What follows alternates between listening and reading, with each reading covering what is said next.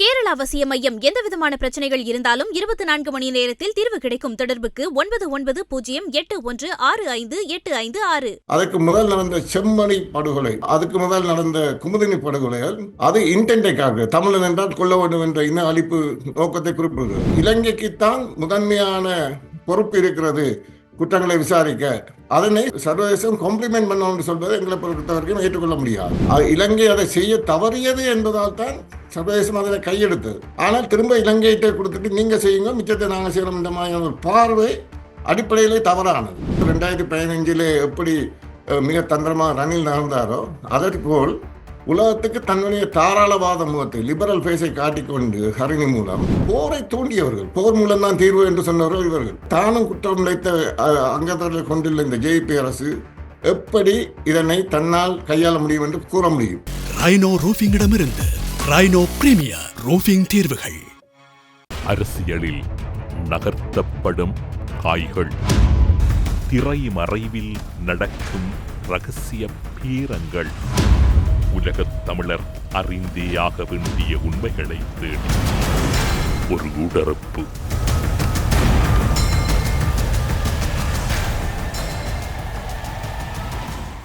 இன்றைய ஊடறுப்பு நிகழ்ச்சியில் எம்மோடு இணைந்து கொண்டிருக்கக்கூடியவர் பிரித்தானிய தமிழர் பேரவையின் பொதுச் செயலாளர் ரவி அவர்கள். ஊடறுப்பு நிகழ்ச்சியின் சார்பில் உங்களை வரவேற்பதில் மகிழ்ச்சி. வணக்கம். வணக்கம் தமிழரசன். வணக்கம் நேயர்களே.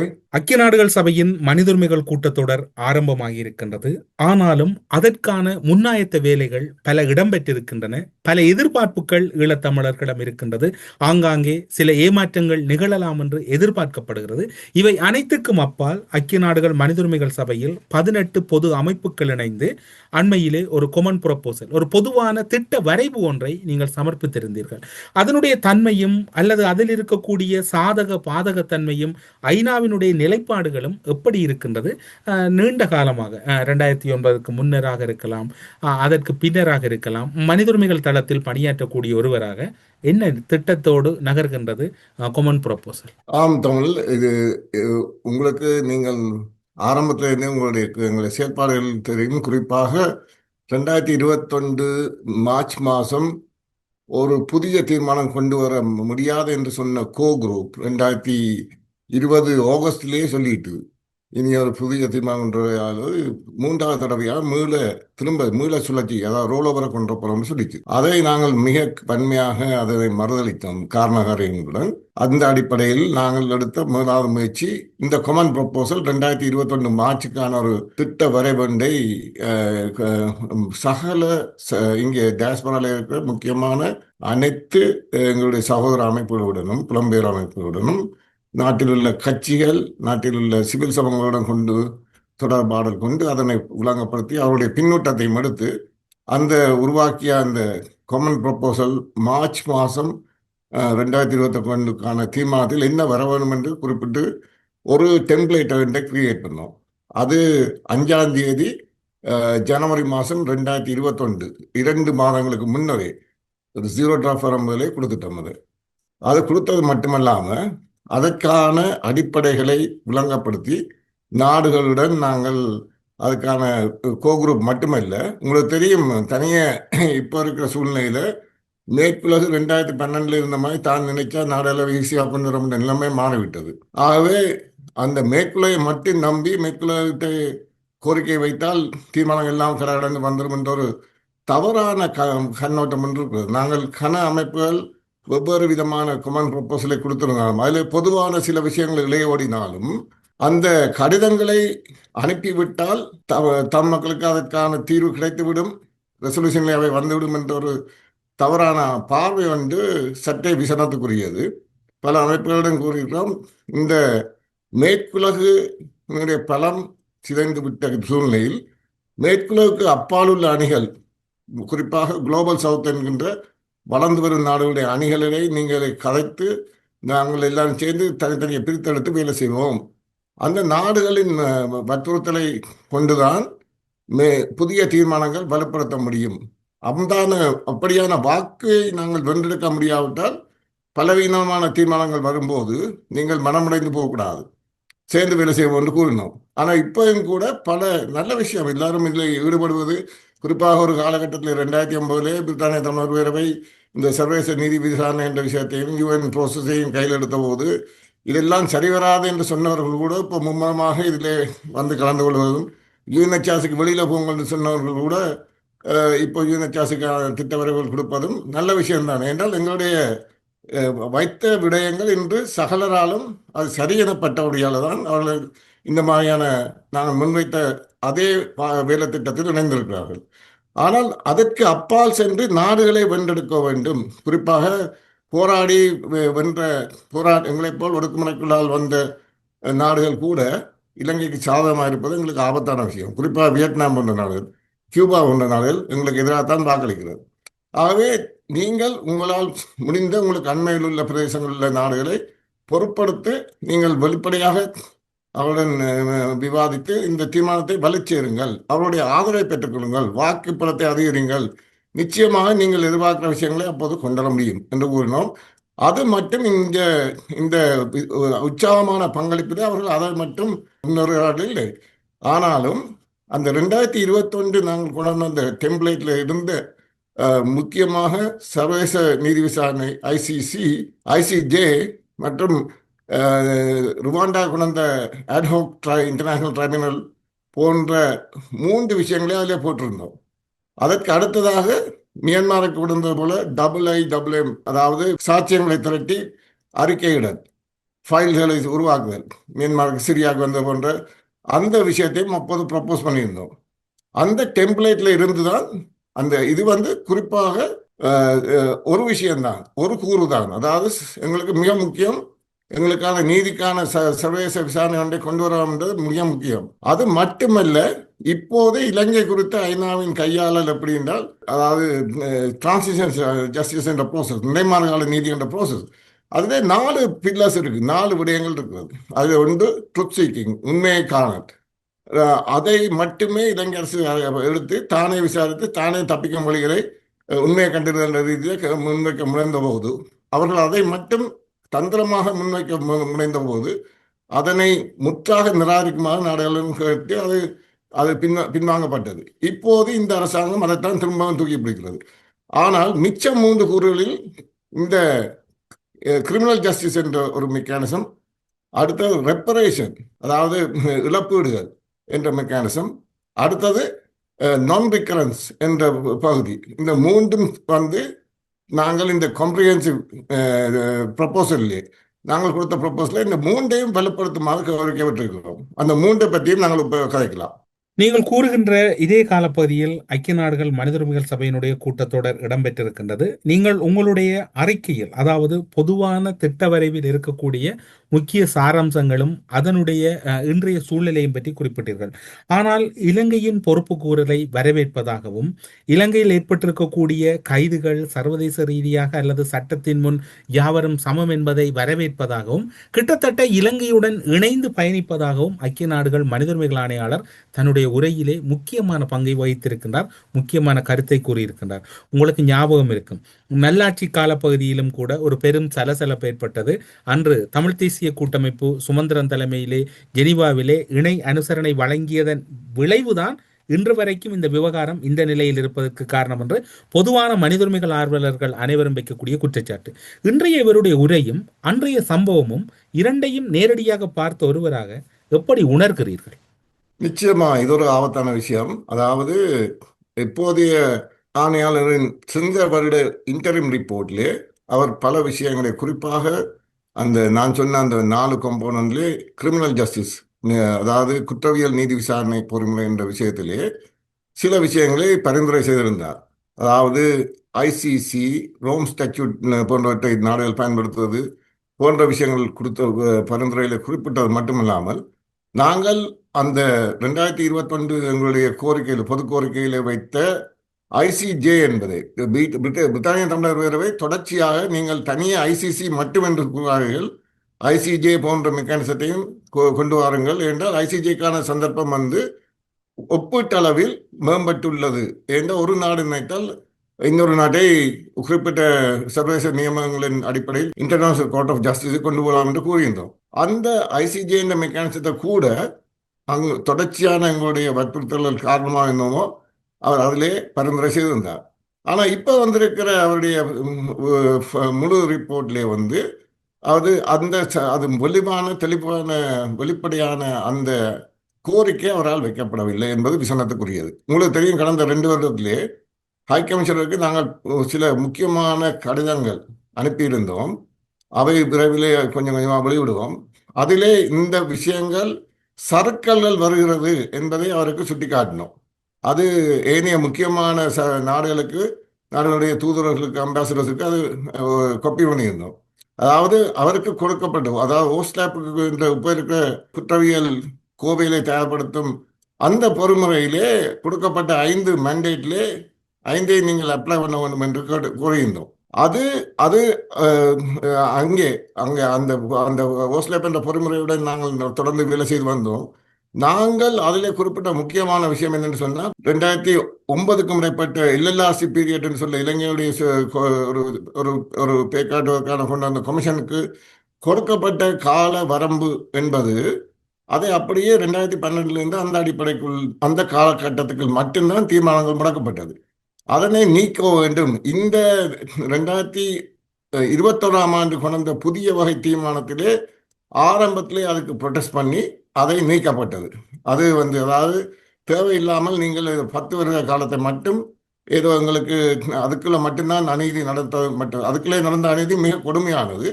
56ஆம் ஆண்டு ஈவன் அதுக்கு முதல் இருந்தே பல விஷயங்கள் எங்களுக்கு எதிராக நடத்தப்பட்டது, நில ஆக்கிரமிப்பு உட்பட. அவை நீங்கள் அந்த கால முடக்கத்தை செய்யாதீர்கள் என்று 2021ஆம் ஆண்டு தீர்மானத்தில் அதை வெளியில் எடுக்க செய்தோம். அது ஒரு மிக முன்னேற்றமான விஷயம் என்றால், அந்த பின்னோக்கி போகும்போது 158 படுகொலைகள் இந்த புத்தகத்தில் குறிப்பிட்ட மாதிரி டாக்குமெண்ட் பண்ணப்பட்டிருக்கு. அதையும் உள்வாங்க வேணும் என்று சொல்லி பல தடவைகள் அவர்களுக்கு வற்புறுத்தினால் மட்டுமில்லை, செயலிலும் எம்ப்ளமேட்டிக் கேசஸ் என்று சொல்லக்கூடிய ஒரு 15-20 எம்ப்ளமேட்டிக் கேஸ், முக்கியமான கேஸுகளை பின்னோக்கி எடுத்துக்கொண்டு சென்றோம்.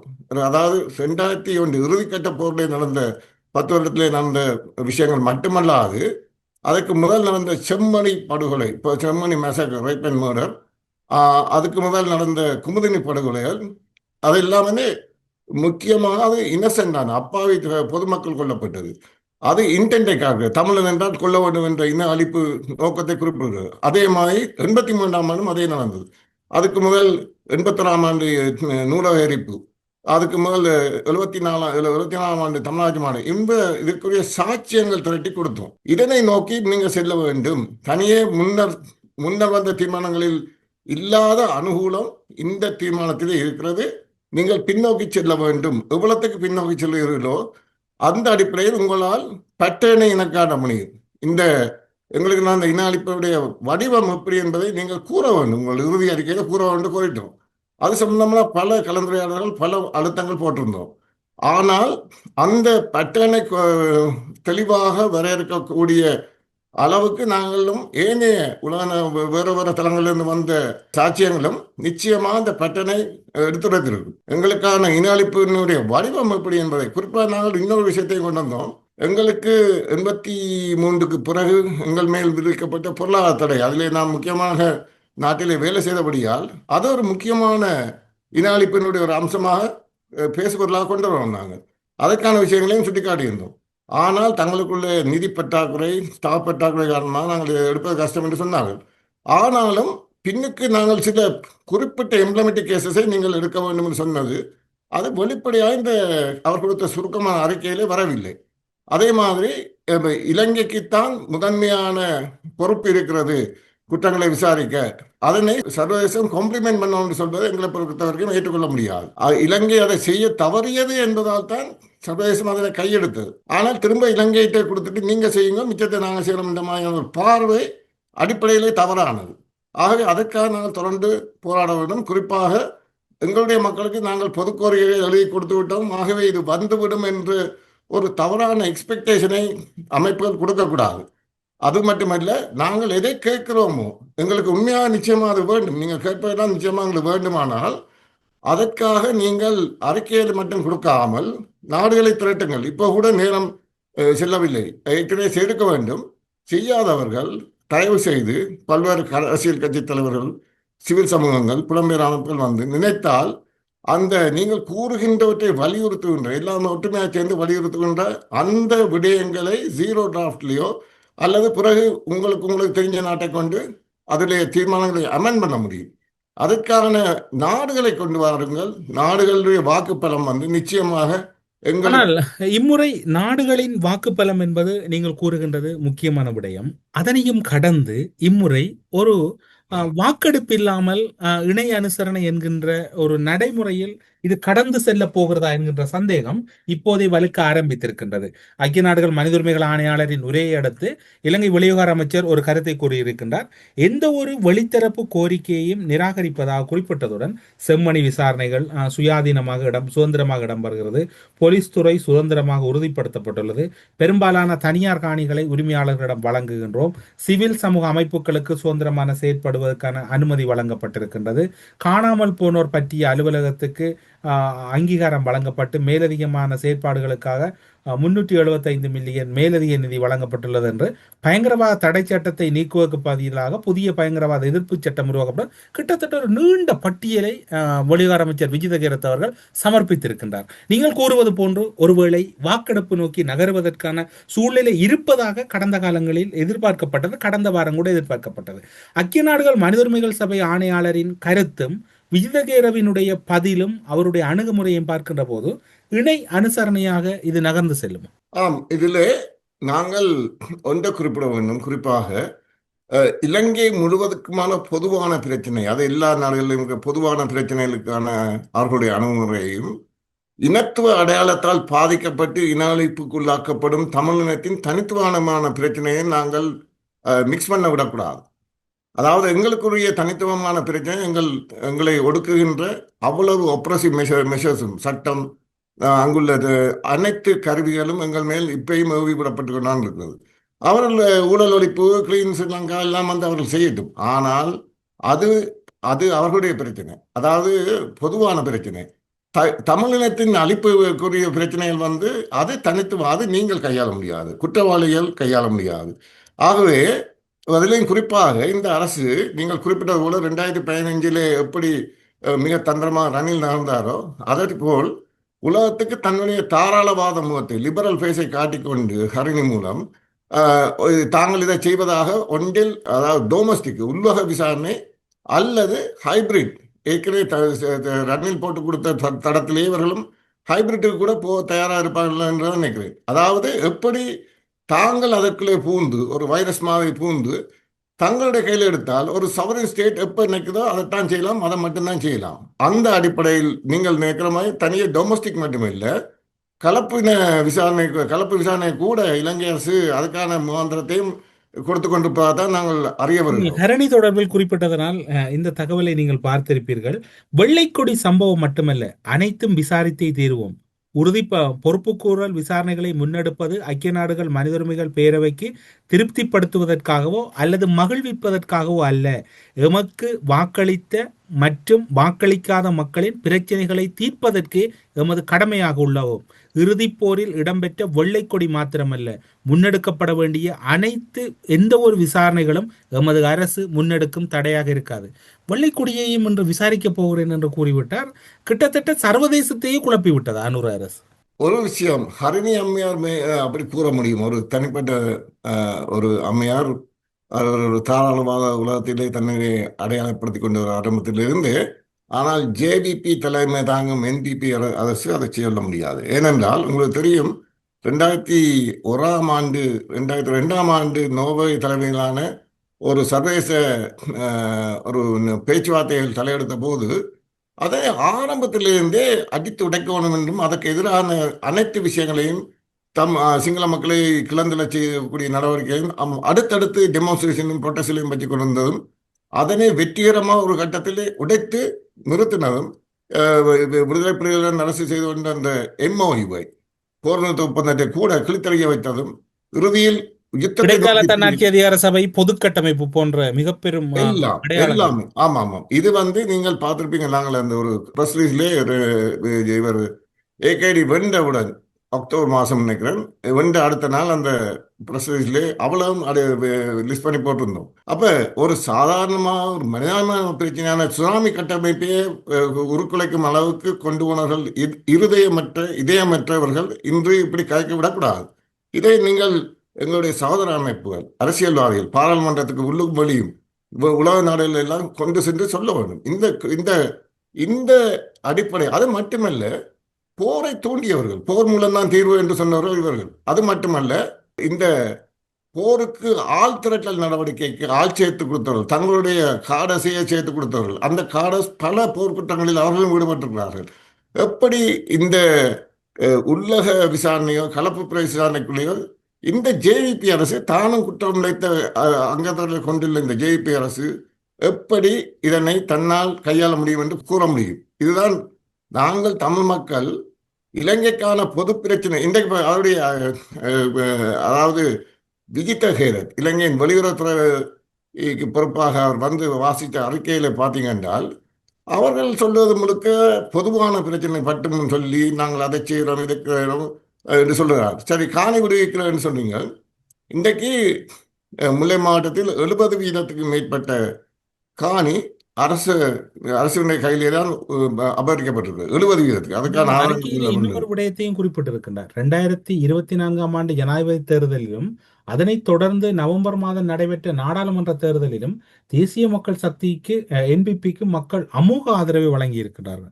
ஆனால் நீங்கள் இதற்கு முன்னர் எமக்கு வழங்கிய செவ்வியொன்றில் குறிப்பிட்டது போன்று வடக்கு கிழக்கிலும் அவர்கள் வெற்றி பெற்ற ஆசனத்தை மூலதனமாக மாற்றுகிறார்கள்.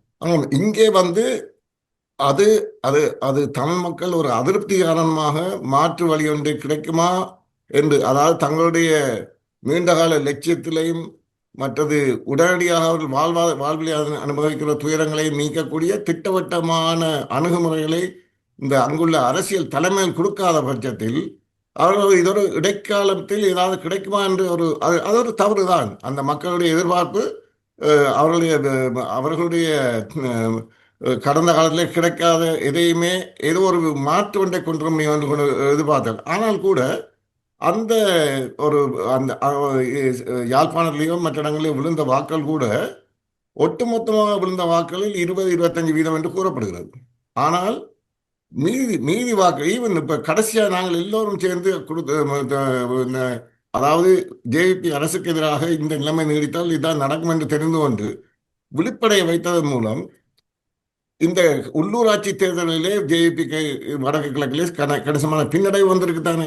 அப்போ தமிழ் மக்களுக்கு அதாவது போருக்கு பிந்திய காலத்தில் ஒரு நிரந்தரமான தீர்வோ அல்லது நீதி விசாரணைக்கான ஒரு பெரிய எழுச்சி பாய்ச்சலோ இல்லாத நிலையில், குறிப்பாக 16 வருஷங்கள் போருக்கு பிந்திய காலகட்டத்தில் அந்த மக்களுடைய பொருளாதார வாழ்க்கையில், அதாவது மீள்குடியேற்றம், மீள்கட்டமைப்பு, போரால் அளிக்கப்பட்ட பிரதேசங்களை மீண்டும் எம்பாவர் பண்றது போன்ற நடவடிக்கைகள் குறித்த எந்த விதமான சிக்னலையும் எந்த விதமான மூலோபாயத்தையும் சொல்லாத அங்கே உள்ள தலைவர்கள், குறிப்பாக அரசியல் தலைவர்கள், அவர்கள் மீது கடும் அதிருப்தியில் இருந்தது. இவர்கள் தங்களுடைய வாக்குகளை எடுத்து தங்களுடைய வசதியில் தேடுகிறார்கள் தவிர அவர்களுடைய சிந்தனையிலோ செயல்பாட்டிலோ உறுதியாக ஒரு தங்களுக்கான வழித்தடத்தை போட்டு தமிழ் மக்களை மீள கட்டியெழுப்பது, தமிழ் தேசத்தை மீள கட்டியெழுப்பது, அந்த வடக்கு கிழக்கின் இழந்த பகுதிகள் மீள பெற்றுக்கொள்வதற்கான எந்த மூலோபாய உத்தியும் இல்லை, அதற்கான செயல்படும் தகுதியும் இல்லை என்ற அந்த அதிருப்தி தான் பிஜேபிக்கு வாக்காக விழுந்ததை தவிர இப்போ கூட தாமதம் இல்லை. நாங்கள் இந்த குறிப்பிட்ட காம்ப்ரிஹென்சிவ் ப்ரொபோசல் என்று நாங்கள் சொல்கிற இந்த ப்ரொபோசலிலே அந்த அம்சத்தை நாங்கள் ஆரம்பத்திலே இருந்து சொல்லிக் கொண்டு வரோம். இங்கே திரும்பவும் தவறு விடாதீர்கள். சிவில் சமூகத்துக்கும் தான் சொல்லுகிறோம், டயாஸ்பராவுக்கும் அரசியல் தலைவருக்கும். நாங்கள் நீதி விசாரணை கோரிக்கை ஒன்றை அது ஒரு நீண்ட காலத்திலே தான் எங்களுக்கு இறுதி தீர்வை நோக்கி போகும். அதே மாதிரி அரசியல் கோரிக்கை கூட சர்வதேசத்தினுடைய ஆர்பிட்ரேஷன், குறிப்பாக முக்கியமான நாடுகளின் தலையிட்ட மட்டும்தான் பேச்சுவார்த்தைக்கு போக வேண்டும். ஆனால் அது ஒரு பொறிமுறை, அது 2-3 வருடத்துக்கு மேலே எடுக்கும். ஆனால் உடனடியாக இடைக்கால நிர்வாகத்தை கொண்டு வர வேண்டும்.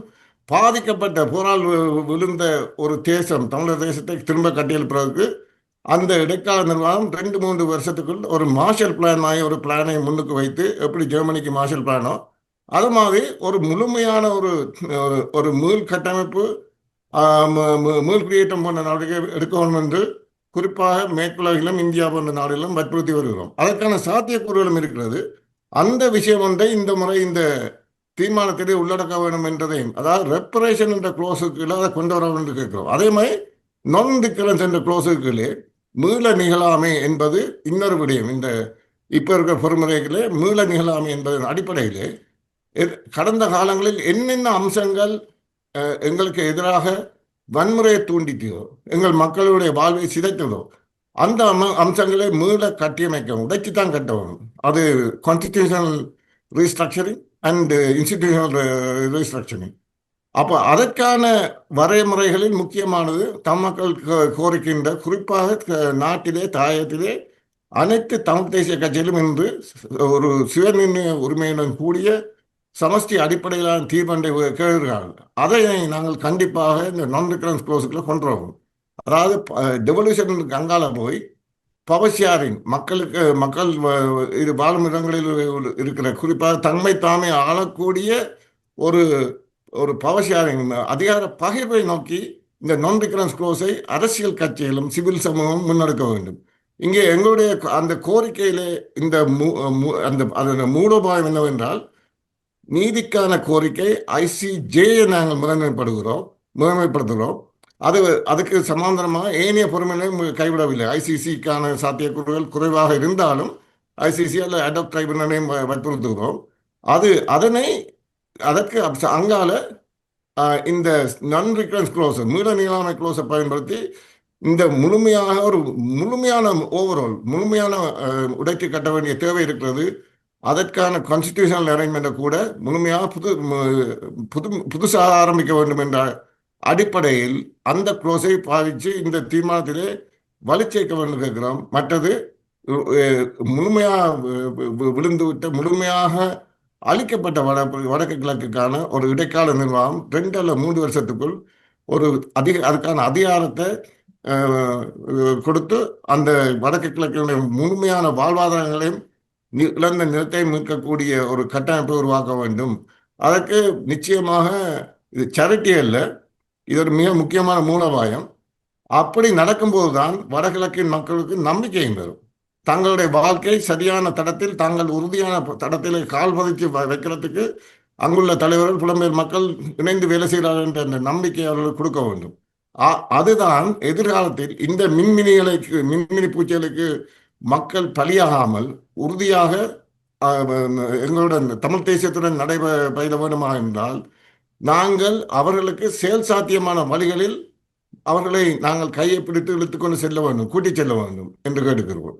ஊடறுப்பு நிகழ்ச்சியில் இணைந்து கொண்டு ஐக்கிய நாடுகள் மனித உரிமைகள் சபையில் 18 அமைப்புகள் சேர்ந்து சமர்ப்பித்த திட்ட வரைவும் இப்போது இருக்கக்கூடிய சூழ்நிலையும், ஐக்கிய நாடுகள் மனித உரிமைகள் சபையினுடைய பங்களிப்பில் ஈழத்தமிழர் விவகாரங்கள் எப்படியான ஒரு உயரிய இடத்தில் கையாளப்பட வேண்டும், இலங்கை அரசினுடைய கருத்துக்களை ஏற்க முடியாது, இலங்கை அரசு பொறுப்பற்ற விதத்தில் நடந்து கொள்ளுகின்றது, ஏமாற்றுவதே அவர்களுடைய வளமையான நடைமுறை என்று பல முக்கியமான கருத்துக்களை ஊடறுப்பு நிகழ்ச்சியின் வாயிலாக பகிர்ந்து கொண்டமைக்கு சிறப்பு நன்றிகளோடு உங்களிடம் விடைபெற்றுக் கொள்கிறோம். நன்றி, வணக்கம். நன்றி. தமிழ் அரசியலில் நகர்த்தப்படும் காய்கள், திரைமறைவில் நடக்கும் ரகசிய பீரங்கள், உலகத் தமிழர் அறிந்தேயாக வேண்டிய உண்மைகளை தேடி ஒரு ஊடறுப்பு.